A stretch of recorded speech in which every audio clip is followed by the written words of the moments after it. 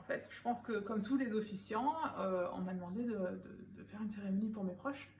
Et voilà, j'ai découvert la célébration un peu au hasard et je dis souvent que c'est plus elle qui m'a trouvé que l'inverse. Et puis quand j'ai célébré, c'était tellement génial que je me suis dit, voilà, c'est ça que je veux faire mais tout le long de ma vie. Une officiante de cérémonie, elle raconte l'histoire des futurs mariés, enfin des mariés, et elle célèbre. On a un petit côté un peu psychologique, un autre côté un peu coach, où on va accompagner les gens dans leur histoire et comment, voilà, comment l'illuminer, enfin comment la raconter à leurs proches. On va piocher dans des rituels, ça c'est important pour moi. Des choses qui sont originales, d'autres qui sont un peu plus classiques, mais en tout cas qui sont très personnalisées. Et puis on célèbre, alors c'est prendre la parole devant un parterre d'invités, et puis raconter l'histoire, venir captiver le regard, et puis moi personnellement j'essaie de faire rire, et puis j'essaie de faire pleurer.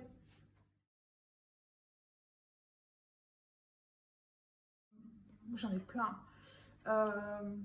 Mon meilleur souvenir, c'est celle en septembre l'année dernière où j'ai officié et puis il y avait tous mes proches.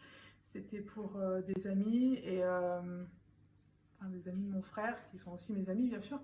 Mais là, voir toute sa famille en larmes, rire, ouais, c'est un souvenir très... ouf, ça me fait encore des frissons. On a rendu hommage au papa de la mariée. Et quand la maman de la mariée est arrivée en pleurs, ça m'a fichu dans une énergie très...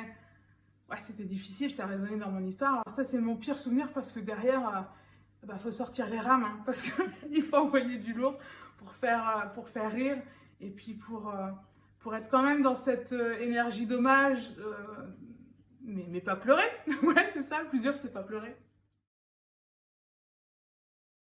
C'est quand, après la cérémonie, on a voilà, le vin d'honneur et on partage ce moment tous ensemble.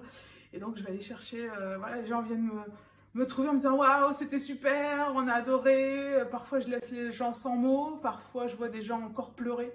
Euh, ouais, ouais, ça me donne un peu le smile de les voir aussi émus.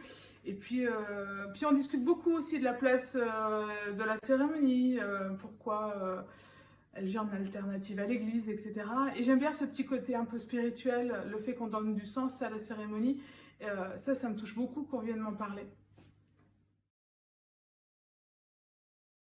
Je sais rien du tout.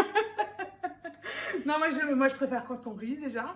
Et je suis plutôt dans la célébration que dans l'organisation. Alors tout le côté wedding planner, c'est pas trop mon domaine. Moi j'aime bien filer des émotions et donc ouais, 4 mariages et l'enterrement. N'y allez pas en fait. Non, je veux garder ces moments-là rien que pour moi. Non, non, en fait, il n'y a pas de formation pour être officiante de cérémonie. C'est vraiment un feeling, un état d'esprit, quelque chose qui se partage forcément et qui se forge avec l'expérience.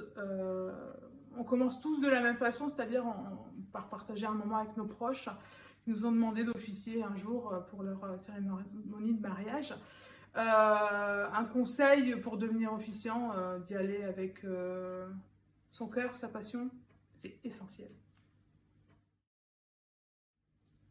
Allez, j'aime pas trop les anglicismes. Alors oui, Titi,